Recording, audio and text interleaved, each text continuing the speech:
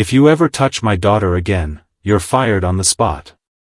Ethan Harper's voice thundered through the grand library, his hand slamming against the polished table, the sound echoing across the silent Harper estate. The new maid froze where she stood, her chest rising and falling, and in that moment, the entire staff watching from the hallway knew something life-changing was about to unfold inside this mansion. But before we dive deeper into this emotional story, please subscribe to the channel, tap the like button, and turn on notifications so you don't miss more powerful stories like this one. Emily Carter had been working at the Harper estate for only 3 days, yet she already felt the crushing weight of rules pressing on her shoulders. At 27, she had once been a promising Juilliard dancer with dreams of performing on the world's biggest stages.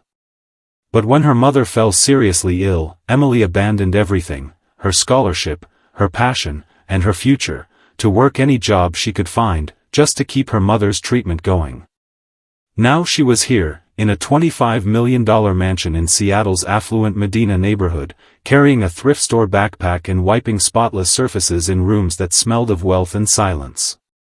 The Harper estate was beautiful but cold, a fortress of glass and steel where emotions felt forbidden. Its owner, Ethan Harper, 42 years old, billionaire tech mogul and founder of a logistics AI empire worth billions, had built his fortune on precision and control, and he ran his household the same way. Since the night of the 2019 accident, when a car crash claimed the life of his wife, Sarah, and left their 6-year-old daughter, Lily, paralyzed from the waist down, Ethan had built walls around himself, and around his home. Silence wasn't just a rule here. It was survival. On Emily's 3rd day, she first saw Lily. The 12-year-old sat in a sunlit alcove, her wheelchair angled toward the window, staring blankly at the gardens below. Her brown hair was neatly tied, her small hands resting lifelessly on her lap. Emily paused at the doorway and whispered softly, "Hi, Lily," but there was no response. The nurse by her side didn't even look up from her tablet. "She doesn't talk. Best not to try," she muttered flatly before wheeling the girl away. That vacant stare haunted Emily for the rest of the day, settling somewhere deep in her chest where it refused to leave. Later, while dusting the library, Emily discovered the music box, a small crescent moon-shaped silver box sitting atop the grand piano. The engraving caught the light, delicate and intricate, and something inside her shifted. It reminded her of another life, a better one, where she lived through movement, rhythm, and melody. But Thomas, the estate's gray-haired butler, had warned her on the first day, "Don't touch the music box. And above all, no noise in this house." She hesitated, fingertips hovering above it, but pulled her hand back and returned to her work. Over the next few days, Emily began to notice things others ignored. She saw how Lily's gaze followed faint reflections of sunlight on the marble floor, how her fingers twitched slightly when wind chimes stirred outside the window, how her eyes softened whenever distant music passed through the hallway from someone's phone. No one else seemed to care. To the rest of the staff, Lily was a silent shadow, a reminder of tragedy they all tiptoed around. But Emily's instincts whispered something different, that there was still life behind those quiet eyes, still music locked inside her body, waiting for someone to hear it. One late afternoon, when the library was empty and silent, Emily found herself standing in front of the music box again. Her heart pounded as she reached out, fingers trembling, and turned the tiny key just once. A single, soft note filled the air, fragile, delicate, yet loud enough to make her breath catch. At that exact moment, the door creaked open, and a nurse wheeled Lily into the library, placing her near the piano. Emily froze, terrified she had crossed a line she couldn't return from. But then, something happened. Lily's eyes shifted and locked on Emily's. For the first time since Emily arrived, she saw something flicker there, curiosity. Acting on instinct, Emily slowly began to sway, her steps small, controlled, graceful. Years of training returned as muscle memory guided her movements. She lifted her arms softly, letting the melody carry her. And then it happened, Lily's lips curved upward, faintly, almost imperceptibly, but enough to look like the beginning of a smile. A sound, fragile and quick, slipped from Lily's throat, half a laugh, half a breath. Emily stopped, frozen, tears stinging her eyes. The music faded. Silence reclaimed the room. But everything had changed. That night, Emily couldn't sleep. She replayed the moment again and again, Lily's spark, her twitch, that almost smile. For the first time in 6 years, Ethan Harper's daughter had responded to something. She thought of the rules, of Thomas's warnings, of what would happen if Ethan discovered her dancing in his house. She thought of her mother's hospital bills, the job she desperately needed, the risk she couldn't afford to take. And yet, she knew she couldn't ignore what she'd seen. Emily Carter wasn't just a maid. Somewhere deep down, she was still a dancer. And she could see something no one else seemed to notice, that Lily Harper wasn't lost. She was waiting. Waiting for someone to awaken the music inside her again. Emily didn't know it yet, but the small act of twisting that silver key had set everything in motion. The Harper mansion would never be the same. Days turned into weeks, and Emily Carter slowly learned the rhythms of the Harper estate, the quiet rules unspoken but deeply enforced, the sounds you were allowed to make and the ones you weren't. Footsteps were soft, doors closed without a click, voices lowered to whispers, and yet, every time she walked past the library, her eyes lingered on the silver crescent-shaped music box resting on the grand piano, the one she wasn't supposed to touch, the one that had already unlocked something. Neither she nor Lily Harper could ignore, and though fear tugged at her every instinct, something stronger, deeper, kept pulling her back to that room, to that melody, to the moment she saw a faint flicker of life in a little girl the world had given up on. One quiet afternoon, when the nurse stepped away and the rest of the staff were busy preparing for Ethan's return from a business trip, Emily wheeled Lily into the library herself, pretending to dust the cabinets but knowing exactly what she planned to do. Her heart raced as she turned the small key on the music box just enough for the first delicate notes to fill the room, soft and haunting, fragile as glass yet powerful enough to slice through 6 years of silence.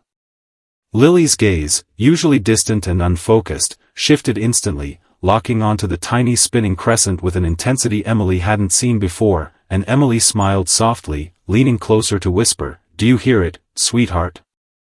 It's beautiful, isn't it?" There was no reply, but Emily didn't expect one. Instead, she took a deep breath, stepped back, and let her body move, slow, measured, graceful, each sway of her arms deliberate, every motion designed to awaken something forgotten, and as she twirled gently, she glanced at Lily, who blinked once, then again, as though startled by the sound, by the movement, by life itself creeping back into a place she thought had lost it forever. By the third twirl, Emily noticed it, the tiniest twitch in Lily's right hand, subtle but there, her small fingers curling slightly against the armrest of the wheelchair, and Emily's breath caught as tears welled in her eyes, knowing she wasn't imagining it, knowing this was real. That day became the first of many secret rituals, moments stolen between duties, when Emily would bring Lily into the library after chores, set the music box spinning, and dance quietly across the polished floors, her steps soft as whispers, her movements a language only Lily seemed to understand. Some days Lily's lips twitched upward like the hint of a smile. Other days her gaze followed Emily's swaying arms with an alertness the nurses had never seen, and once, just once, a fragile laugh, barely audible, slipped past her lips and faded into the soft hum of the music. The staff began to notice the changes, their whispers trailing through the kitchen and down the servants' corridor late at night. "She's risking everything. Ethan will fire her if he finds out," one said nervously, but another replied, "Look at Lily, she hasn't been like this in years, maybe Emily's doing something right." Every warning, every doubtful glance, every whispered rumor only deepened Emily's resolve. She had sacrificed her future, her dreams, her identity to care for her mother, and yet, here, in this cold, quiet mansion, she'd found a purpose she hadn't expected, a chance to give a child back her spark. But danger lived in every footstep. Ethan Harper's rules were carved into the walls of this house, and even when he wasn't there, his presence was felt, heavy and watchful, like an unspoken threat beneath every breath. One evening, after putting away fresh linens, Thomas, the butler, pulled Emily aside, his gray brows knit tightly as he spoke in a low, urgent voice. "Miss Carter, I know what you're doing. I've seen you, and so has the nurse. You must be careful. Mr. Harper doesn't allow music for a reason. That box belonged to Mrs. Harper, and he hasn't heard it played since the accident." Emily swallowed hard, guilt washing over her, but her voice trembled with quiet defiance when she whispered back, "Thomas. Lily's responding. She's moving. She laughed today." The older man paused, his stern expression softening just slightly as he sighed, placing a hand gently on her shoulder before walking away without another word, leaving her with both warning and silent permission. That night, Emily stayed awake long after her shift, staring at the ceiling of her small room on the third floor, the distant hum of rain tapping softly against the glass, replaying Lily's tiny smile in her mind like a promise she couldn't break. By the following week, their secret sessions had become smoother, almost choreographed. Emily guided Lily's hands gently, moving them in slow arcs through the air, careful not to push too hard, whispering encouragements with every small success. "That's it, sweetheart, just like that, follow the rhythm."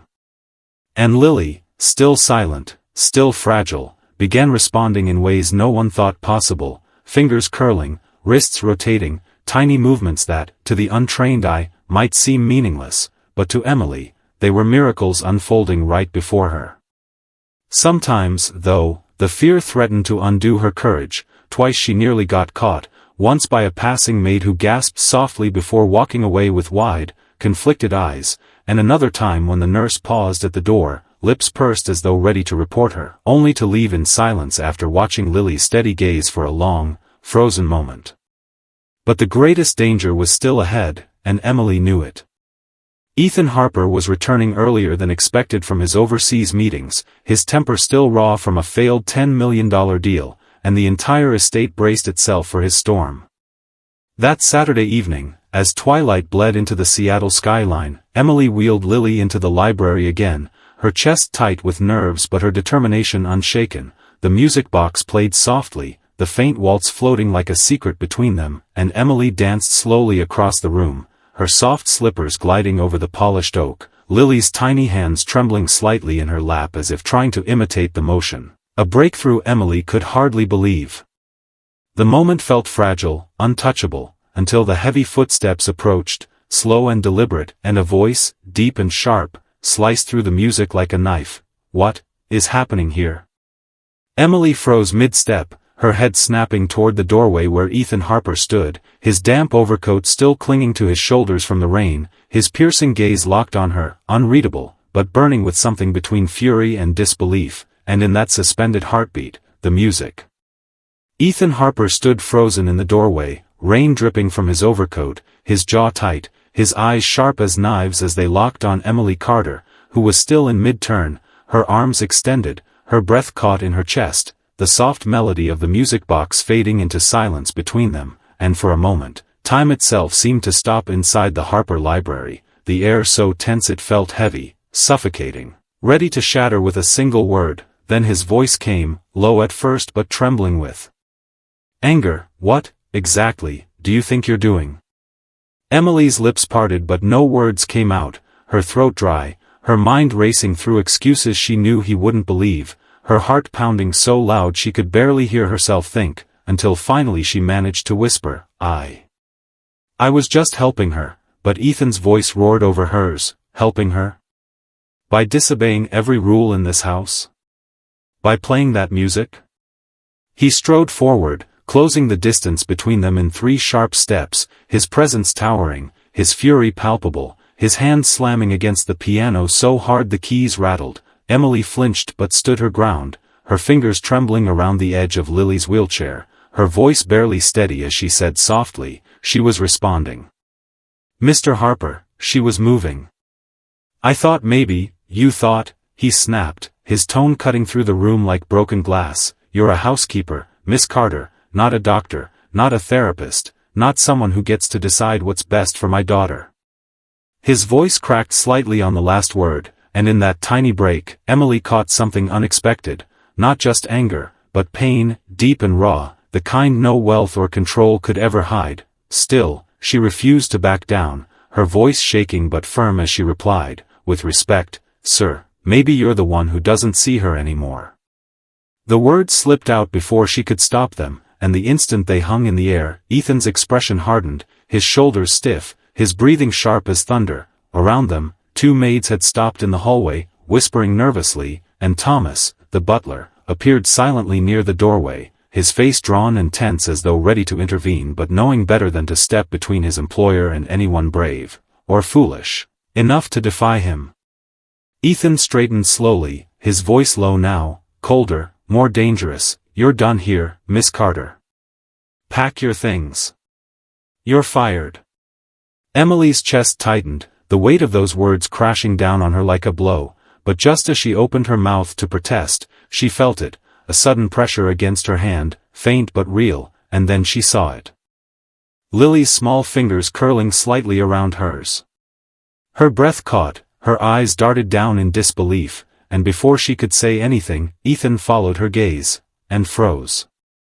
Lily's right foot, motionless for 6 long years, twitched once against the wheelchair's footrest, slow but deliberate, undeniable. The soft metallic clink echoed louder than any scream could have.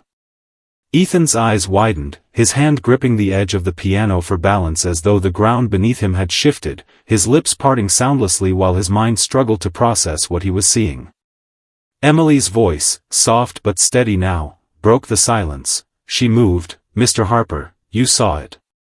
Another twitch, stronger this time, Lily's toes pressing faintly against the edge of the strap, and Ethan stumbled back a half step, his hands trembling at his sides, his breathing uneven as his gaze locked on his daughter, tears threatening to surface but refusing to fall. For 6 years he had spent millions on world-renowned specialists, cutting-edge therapies, experimental treatments, endless scans and endless hope, and yet here, in his own home, it was a music box and a maid's quiet dance.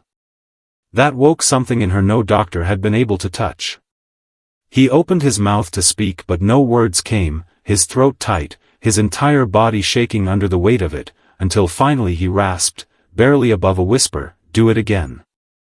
Emily hesitated, unsure, but when Lily's gaze locked on her with surprising clarity, she wound the music box slowly, letting the haunting waltz spill into the room once more. Emily took a single step, her hands moving gently through the air, and as she swayed softly, guiding Lily's small hand in hers, the girl's fingers tightened ever so slightly, her wrist rotating just enough for Ethan to see it, undeniable, impossible, miraculous. Ethan pressed his palm against his mouth, turning away slightly as his shoulders shook once, silently, as though holding back everything he'd buried since 2019, all the grief, all the guilt, all the moments lost. Behind them, Thomas quietly closed the library doors, shutting out the curious stares from the hallway, giving this fragile, impossible moment the privacy it deserved. For the first time in years, Ethan sat down beside his daughter, his large hand resting gently over her tiny one, his voice breaking as he whispered, "Lily, baby girl," and though she didn't speak, her fingers curled faintly in reply, a silent acknowledgement that shattered every rule he'd built this house upon. Emily stepped back slowly, giving them space, her heart pounding, tears threatening to fall but held back as she watched the man who had built an empire from control finally realize how little control he truly had over what mattered most.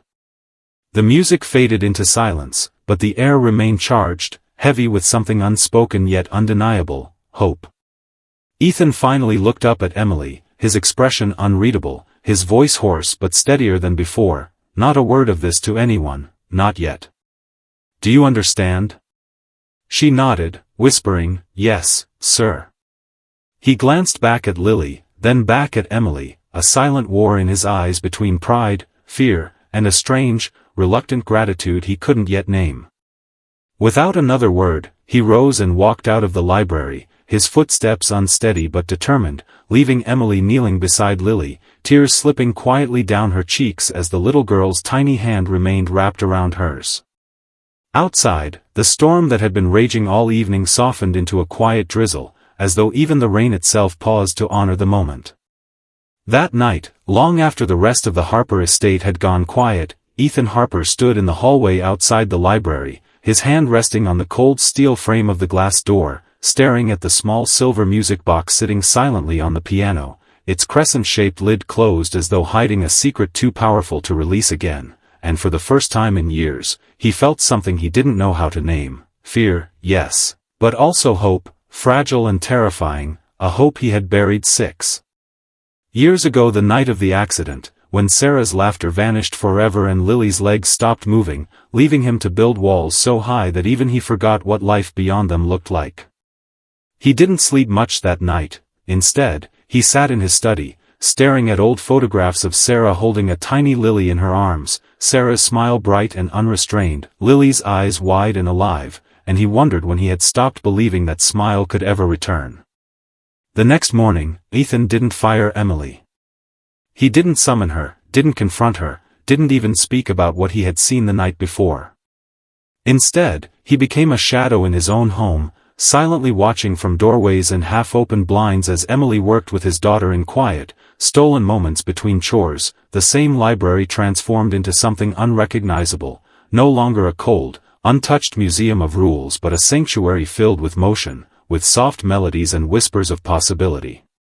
Day after day, he watched Emily kneel beside Lily's wheelchair, guiding her small hands gently through the air as the music box played its delicate waltz, Emily's voice soft and steady. "That's it, sweetheart, follow the sound, you're doing so well," and though Lily didn't reply, her eyes stayed fixed on Emily's movements, her fingers curling more firmly now, her wrists rotating slowly, tiny victories building one after another like drops filling a glass Ethan never thought would rise again.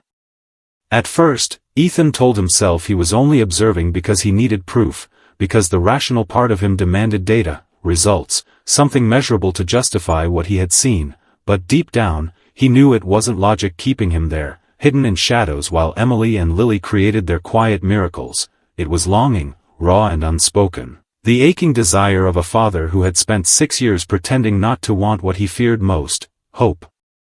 By the 3rd week, the changes were undeniable. Lily's laughter, faint and fragile, escaped more often now, not loud but enough to stir the silence Ethan had once guarded like treasure. Her right hand, once limp, now moved with purpose, tracing small circles against the armrest when Emily encouraged her, and her eyes, God, her eyes, sparkled faintly whenever Emily spun softly in front of her, skirts brushing against the polished floor as the music box's melody wound its way through the air like a prayer answered too late but still in time to matter. One afternoon, Ethan stood silently in the library doorway, unseen, as Emily crouched beside Lily, adjusting the girl's posture, speaking gently, "You don't have to do it perfectly, Lily. You just have to try. That's all." He gripped the edge of the doorframe, his chest tight, watching as Lily's tiny hand lifted half an inch off her lap, clumsy, shaky, but hers, and something inside him broke, a sharp inhale he couldn't quiet, tears blurring his vision until he stepped back into the shadows before anyone could see. That night, Thomas, the butler, found him sitting alone in the study, the music box resting on the desk beside untouched reports and glowing screens. The older man hesitated at the door before clearing his throat softly. "Sir," Thomas began, his voice careful, respectful, "Miss Carter, she's different. And Lily, she's responding." Ethan looked up sharply, his jaw tight, trying to keep his composure, but Thomas, who had served this family for more than 20 years, pressed on gently, "Perhaps, it's time to let some of the silence go."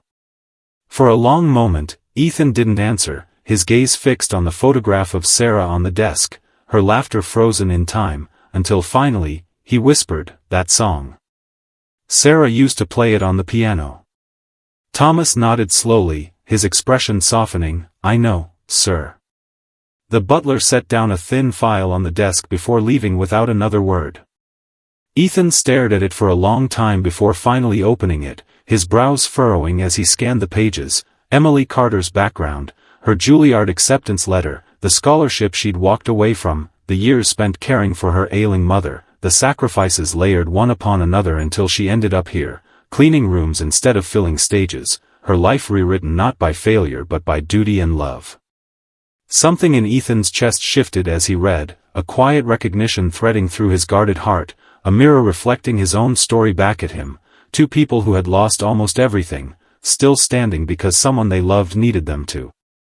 Over the next week, Ethan's anger softened into something else entirely. He no longer hovered only in secret. Occasionally, he stepped into the library itself, leaning quietly against the wall, silent but present as Emily guided Lily's movements, his sharp commands replaced by careful listening, his questions quiet, almost hesitant. The staff whispered about it in hallways and kitchens late at night, marveling at the change no one thought possible. "He's different," one maid whispered, "he hasn't barked at anyone in days," while another added, "It's her, the maid. She's waking up Lily, and she's waking him up, too."